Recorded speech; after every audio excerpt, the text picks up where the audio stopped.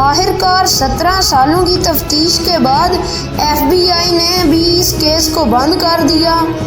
اینگلن brothers کی family نے بتایا کہ 2 لمبی خواتین ہر چھوٹے بڑے موقع پر ان کے گھر آتی تھیں اور شاید وہ اینگلن برادرز ہی تھے۔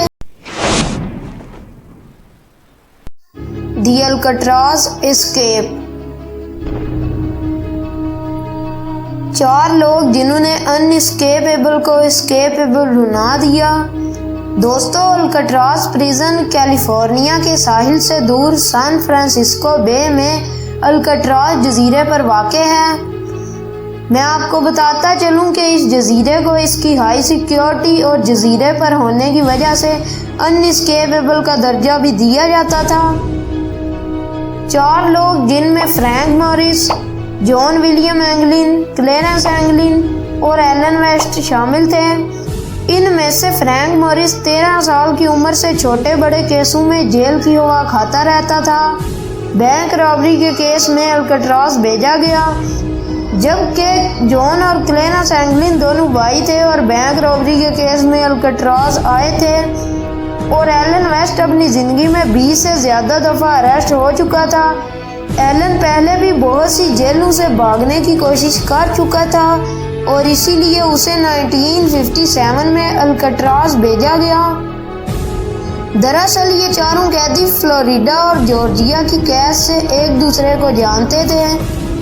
دسمبر 1961 میں جب انہیں اکٹھے 4 سیلز میں ڈالا گیا، انہوں نے وینٹیلیشن نالیوں کو چوڑا کرنے کے لیے کھانا کھاتے وقت کچھ چمچوں کو چھپا لیا، اور یہاں تک کہ انہوں نے جیل کے ویکیوم کلینر سے ایک ڈرل تک بنا ڈالی تھی۔ وہ زیادہ تر اس کام کو میوزیکل آور کے دوران انجام دیتے اور اسے اپنے انسٹرومنٹ سے چھپاتے تھے۔ ایک بار جب سوراخ اتنے چوڑے ہو چکے تھے کہ وہ ان میں سے گزر سکتے تھے، وہ اب کوریڈور تک جا سکتے تھے، انہوں نے صابن، ٹوتھ پیسٹ، کنکریٹ اور ٹوائلٹ پیپر کے مکسچر سے ڈمی ہیڈ بنائے اور 11 جون 1962 کی رات اپنا منصوبہ شروع کر دیا۔ انہوں نے ڈمی ہیڈز کو اپنے سر کی جگہ پر رکھ دیا اور اوپر چادر دے دی۔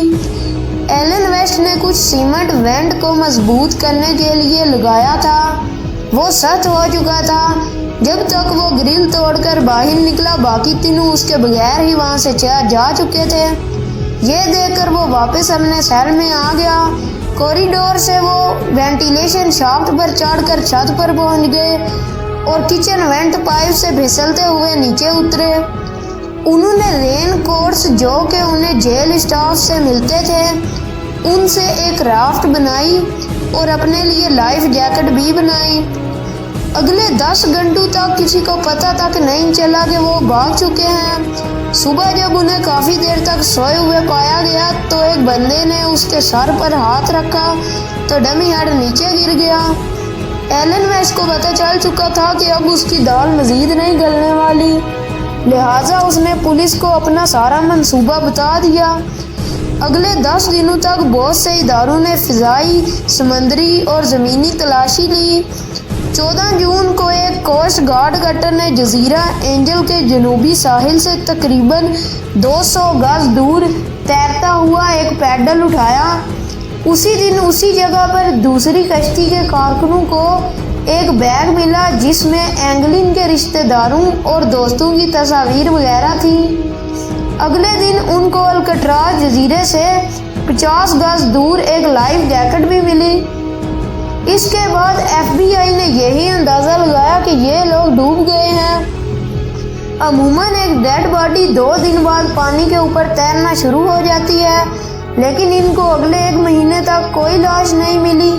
1 مہینے بعد ناروے کے ایک جہاز SS نورف جیل کو پانی پر تیرتی ہوئی ایک لاش ملی، لیکن اس لاش کی اکتوبر تک FBI کو کوئی رپورٹ نہ ملی۔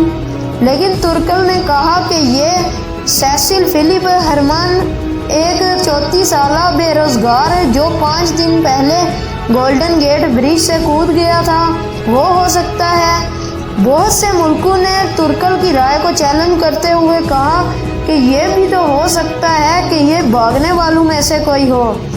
FBI نے بتا دیا کہ یہ ممکن ہے کہ وہ اینجل جزیرے تک پہنچ جائیں، مگر پیسیفک اوشن کی خطرناک لہروں اور ٹھنڈے پانی سے ان کے بچ کر نکلنے کے امکان نہ ہونے کے برابر تھے۔ FBI کی آخری رپورٹ کے مطابق قیدیوں نے بھاگنے کے بعد کپڑے اور کار چرانے کا منصوبہ بنایا تھا، مگر ارد گرد کے علاقوں سے ایسی چوری کی کوئی خبر نہ ملی۔ اس واقعے کے 1 سال بعد الکٹراز پریزن کو بند کر دیا گیا اور ایلن ویسٹ، جو بھاگنے میں ناکامیاب رہا تھا، اسے MC نیل آئی لینڈ واشنگٹن بھیج دیا گیا۔ آخر کار 17 سالوں کی تفتیش کے بعد FBI نے بھی اس کیس کو بند کر دیا۔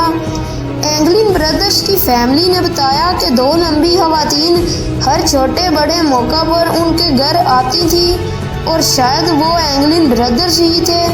1989 میں ایک عورت جو اپنے آپ کو کیتھی بتاتی تھی نے اینگلن بردرز کی تصویریں بھیجی، اور ایک اور گواہ نے دعویٰ کیا کہ فرینک موریس جیسے شخص کو اس نے اسی ایریا میں دیکھا ہے۔ اس کے بعد بھی بہت سی تھیوری سامنے آئیں، لیکن یہ کیس آج تک ایک مسٹری بنا ہوا ہے۔ امید کرتا ہوں کہ آپ کو آج کی ویڈیو پسند آئی ہوگی۔